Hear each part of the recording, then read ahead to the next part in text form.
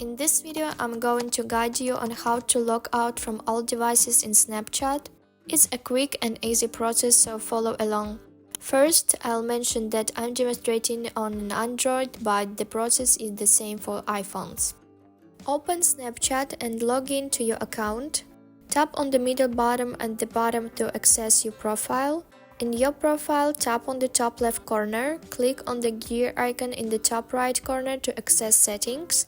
Scroll down and find two-factor authentication. Activate it if you haven't already.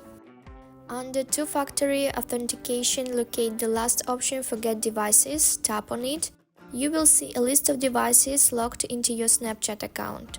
Tap on Forgot All Devices and confirm your action. By doing this, you will log out from all devices connected to your Snapchat account. Please note that I want to perform the action in this demonstration, but you should click on Forgot All Devices to complete the process.